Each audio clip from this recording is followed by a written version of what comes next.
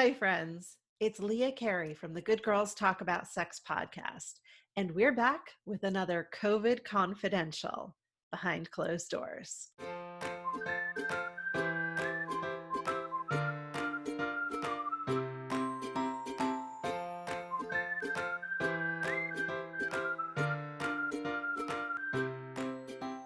Before we get started, I want to remind you once again that if this quarantine is exacerbating any issues that you have in your relationship around communication or touch or sex, or if you're solo and experiencing touch hunger issues, I'm here to listen.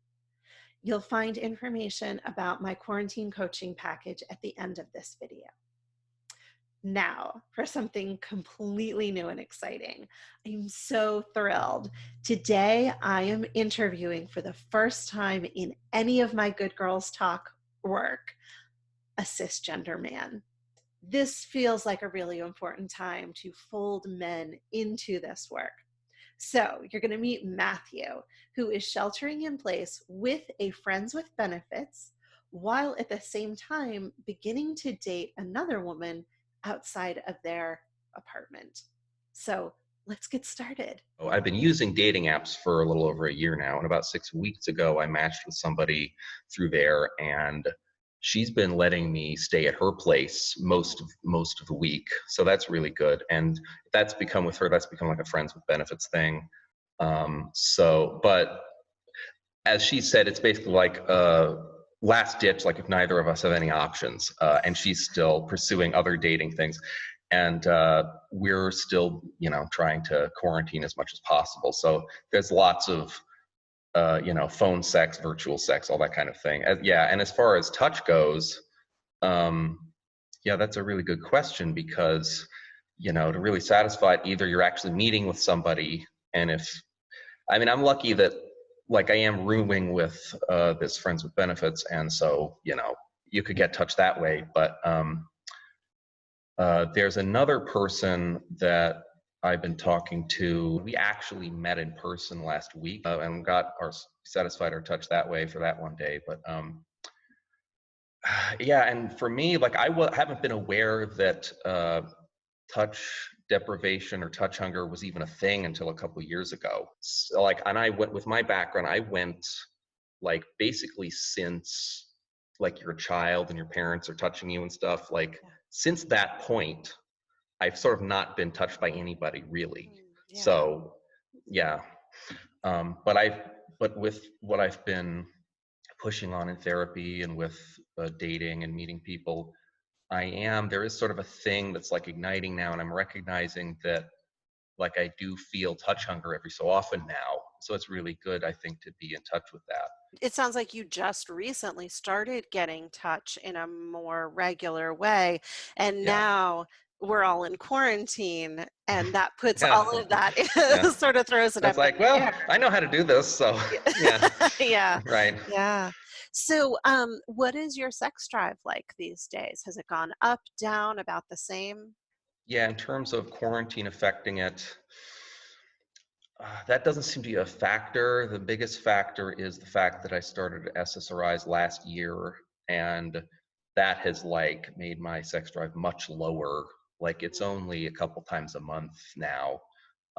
But being in a relationship, having just started that, then I find that sort of has increased the sex drive just for the last week. So I find that the quarantine hasn't really affected that for me, at least. Okay. In terms of like, it has affected me in terms of like stress, like I deal with that by overeating, but as far as the sex drive, it's like, I don't know, like something sublimated and I'm just eating or something. So do you feel like your touch needs are being met between your live-in friends with benefits and this other person who you've now seen once? Does that feel like it fills the tank for you? Because it's been such a recent thing for me to recognize that that's even important, it can be hard for me to even know that it's a needs, like being in touch with those feelings. So that's sort of the main thing I'm trying to focus on now. And to the extent that I do realize, like if I'm feeling touch hunger or something, then if that would be satisfied with my live-in friends with benefits, The trick there is me being forward about asking for it, because that's also something that I'm pushing on, because I'm very much not used to that. Yeah. Um, yeah, but at least I have the option. I mean, there's Hmm. some people who aren't that lucky Yeah. living on their own. So you said that you're recently getting into touch, getting in touch with the feeling of touch hunger. So how Yeah, do you recognize it? Like, what are the internal signals you're experiencing? the longing for each other has can manifest itself. I've noticed sort of on the skin now for me, and it's not just like in other areas where that I'm more used to. Because I think a lot of my life, I had dissociation, and a lot of that was skin numbness. And I've even noticed that when I've been with partners, that during the act, my skin will almost become numb, and then I sort of come online once I'm not around people anymore. Which was a similar thing you talked about that you had. So I've Yeah. identified with you in that regard. Yeah, I think that's actually a fairly common trauma response. Yeah, And unfortunately, one that doesn't get talked about a lot, so people don't know that that's what they're experiencing. yeah, Yeah. yeah. So going back to the fact that you are dating, you Hmm. don't have a committed monogamous partnership. How Oh, do okay. you plan to handle dating?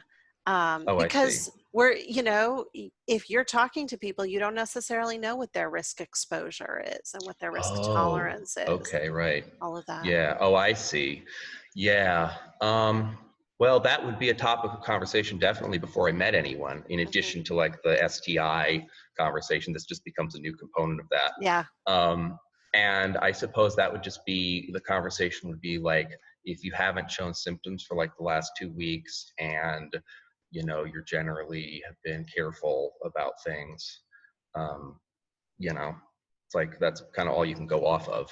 So you your know risk tolerance, it sounds like, is pretty high, that you're willing to meet with people as long as they've taken some basic precautions. Yeah, I mean, I don't see myself meeting a whole bunch of different people. I mean, the person that I'm seeing now, I would kind of hope that that actually would be more long term anyway. Hmm. Although she's poly, and I'm actually not sure yet whether I'm poly or monogamous or ambiamorous. I'm Yeah. finding that out. Yeah. Yeah. Excellent. Well, thank you. It has been such a pleasure to talk to you, Matthew. Yes, you too. Thank you so much. And I wish you a good and healthy quarantine. Yes, Yeah. you as well. Thank you so much. Thanks.